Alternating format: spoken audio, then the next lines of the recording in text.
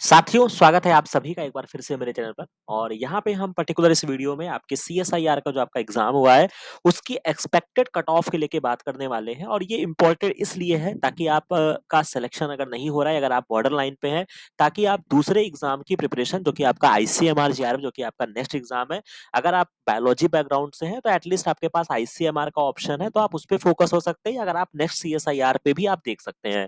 ठीक है। तो अगर हम इसकी बात करते हैं तो सबसे इम्पोर्टेंट चीज़ है कि अभी आपका स्कोर कार्ड नहीं आया है। तो अगर मैं उसकी बात करता हूँ तो जो आपका स्कोर कार्ड है मुझे लगता है कि वो बहुत ही जल्द आपका स्कोर कार्ड जो है वो आपका रिलीज़ हो जाएगा, ठीक है?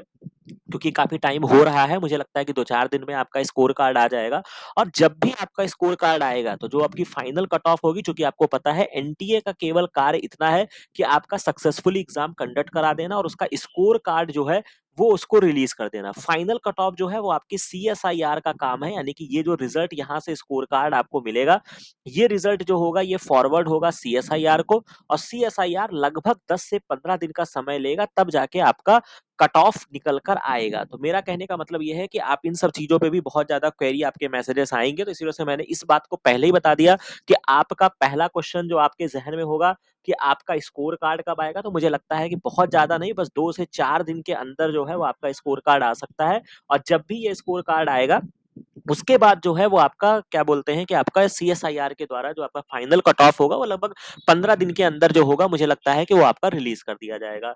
अब इसके बाद अगर मैं आगे बात करता हूँ, जो कि आपके लिए इम्पोर्टेंट हो जाता है, अगर मैं उसकी बात करता हूँ कि क्या आपका कट ऑफ हो सकता है। तो अगर हम पुराने कट ऑफ्स की बात करें, जब से सीएसआईआर ने आपका एग्ज़ाम कंडक्ट कराना शुरू किया है, अगर हम उसके रिगार्डिंग अगर मैं बात करता हूँ आपके लिए 2020 से, तो कट ऑफ जो थी वो 98.94 परसेंटाइल में हम बात कर रहे हैं। नेक्स्ट 2022 में 98.78 माइन्यूट सा आपका कम हुआ। इसके बाद 98 पे परसिस्ट करता रहा जून 2022 में और 98.99 यानी कि 99 तक ये आपका ट्रेंड जो था परसेंटाइल के फॉर्म में अगर मैं बात करूँ, तो वो जाके आपका टच हो गया। लेकिन जब आपका मर्ज साइकिल का एग्ज़ाम हुआ, यानी कि आपका सॉरी मर्ज नहीं बोलेंगे, 2 दिसंबर 2023 की बात करें तो ये आपका जो एग्ज़ाम था वो आपका 99 परसेंटाइल पे जो है वो आपकी कहानी रुक गई और ख़ास तौर से जहाँ तक इस पेपर का मुझे याद है कि यहाँ पर भी सबके प्रेडिक्शंस ऐसे ही थे कि जो क्वेश्चन पेपर है वो थोड़ा-सा अनयूजुअल आया था, लेकिन फिर भी करने वालों की कमी नहीं है और चूँकि जो भी रीज़न हो सकता है, सीट्स कम है, ज़्यादा है या नंबर ऑफ स्टूडेंट्स जो हैं वो भी बहुत होते जा रहे हैं, तो कुल मिला के 99.21 परसेंटाइल कट ऑफ गई। तो उसी के मद्देनज़र रखते हुए बहुत ज़्यादा मैं घुमा-फिरा के नहीं बोलूँगा, सिंपल सी बात है, अगर मैं परसेंटाइल की बात करता हूँ, तो मैं आपको परसेंटाइल में ही कट ऑफ बताऊँगा, बट एक चीज़ मैं यहाँ पे बताना चाहूँगा जो आपकी शायद क्वेरी हो सकती है, मैं रॉ मार्क्स की तरफ नहीं जाना चाहता हूँ, क्योंकि रॉ मार्क्स में कहने का मतलब है कि फिर वही बात घूम फिर के आ जाती है कि नॉर्मलाइज़ होने के बाद क्या? ठीक है? वो एक बहुत बड़ा प्रश्न चिन्ह है जो किसी को नहीं पता है। तो मुझे बस इतना लगता है, अगर मैं एक पेपर की जनरल एनालिसिस मैं आपको बताना चाहूँ, जो मेरी अपनी पर्सनल ओपिनियन है कि सीएसआईआर का 2 शिफ्ट में आपका एग्ज़ाम हुआ।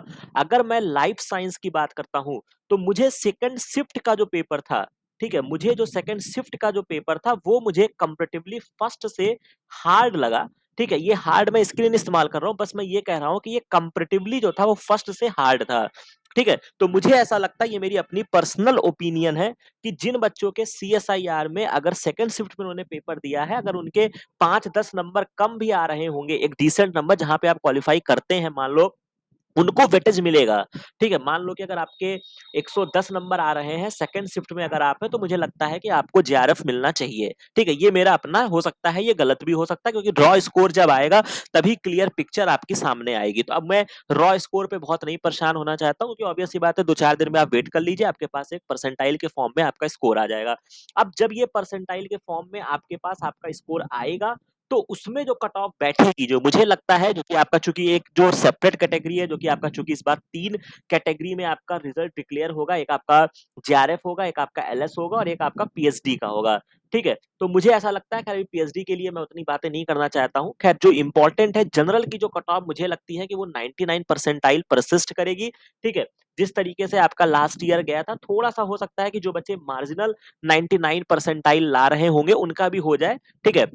बट जो बच्चे 99 परसेंटाइल अगर आपका आता है स्कोर कार्ड में, तब आप अपने आप को सिक्योर मानिए। ईडब्ल्यूएस और ओबीसी 97 परसेंटाइल अगर आपको दिखता है तभी आप अपने को सिक्योर मानिए, और एससी एसटी रिमेनिंग कैटेगरी का उसी के आसपास होगा। एलएस का भी मुझे लगता है परसेंटाइल के फॉर्म में जो आपकी कहानी बनने वाली है वो 98 पर आपको एलएस मिलेगा, 94 और इसी के आसपास में मुझे लगता है कि पीएचडी जो आपका नई कैटेगरी है, क्या पीएचडी में एडमिशन ले सकते हैं, तो 2-2 परसेंटाइल का मार्जिन ले लीजिए, 96 ले लीजिए, इसको 92 तक मान लीजिए, इससे ज्यादा कुछ नहीं होने वाला है। तो मुझे लगता है कि ये मेरी एक्सपेक्टेड कट ऑफ की प्रिडिक्शन है, इसी के आसपास आपकी कहानियां रहने वाली है, क्योंकि मुझे नहीं लगता है कि ऐसा नहीं है कि वहां पे बहुत ड्रास्टिक चेंज होने वाला है। ठीक है?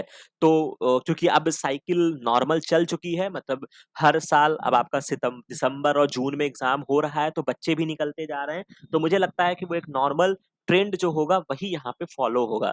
तो आशा है कि मुझे लगता है कि आप इस कमेंट सेक्शन में भी बता सकते हैं आप इस बात से कितने सहमत हैं, असहमत हैं कट ऑफ के प्रिडिक्शन से। तो बस इतनी चीजें हैं, बाकी अगर आपका नहीं बन रहा है, स्कोर कार्ड आने पर अगर आपके कम परसेंटाइल बन रहे हैं, तो आप आईसीएमआर जेआरएफ की प्रिपरेशन कर सकते हैं हमारे साथ, जो कि बहुत सारे लेक्चर्स ऑलरेडी हमारे चल रहे हैं, जहां पे आप अपने आईसीएमआर जेआरएफ को भी, मतलब जो जेआरएफ आपको यहां से मिलता है, अगर आप पीएचडी ओरिएंटेशन की तरफ जाना चाहते हैं तो आप आईसीएमआर से भी आप कर सकते हैं। तो सेम एग्जाम उसी के तर्ज पर आपका एग्जाम होगा, तो मुझे लगता है कि उसके लिए भी आप प्रिपरेशन कर सकते हैं। बहुत सारे लेक्चर्स अवेलेबल हैं, हमारे साथ फ्री लेक्चर भी अवेलेबल है जो आप पढ़ के देख सकते हैं। अगर आपको समझ में आता है तो आप परसिस्ट कर सकते हैं, आईसीएमआर की प्रिपरेशन कर सकते हैं, हमारे चैनल की मेंबरशिप ले लीजिएगा, ताकि जो ये मेंबर्स ओनली वाले वीडियोस हैं वो आपको एक्सेसिबल हो जाएंगे। और बाकी आप चाहें तो आप सीएसआईआर का जो मैंने क्वेश्चन पेपर डिस्कशन किया है, वहां से भी आप हमारे पढ़ाने का तरीका और बाकी चीज को आप देख सकते हैं। अगर आपको समझ में आता है तो आप हमारे साथ हमारे सानिध्य में आ सकते हैं। तो आशा है कि ये वीडियो, ये इन्फॉर्मेशन, ये सारी चीजें आपको अच्छी लगी होंगी। अपने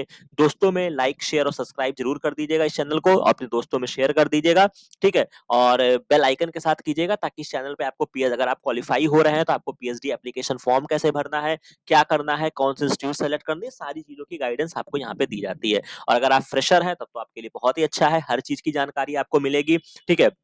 तो एक प्लेटफॉर्म पे आपको सारी इंफॉर्मेशन मिलेगी, पढ़ाई से लेके पीएचडी तक, एडमिशन तक, प्रोजेक्ट एडमिशन तक, आपको सारी इंफॉर्मेशन यहाँ से आप ले सकते हैं। तो आशा है कि ये वीडियो अच्छा लगा होगा। बाकी मिलते हैं नेक्स्ट वीडियो में नेक्स्ट इन्फॉर्मेशन के साथ। Thank you very much.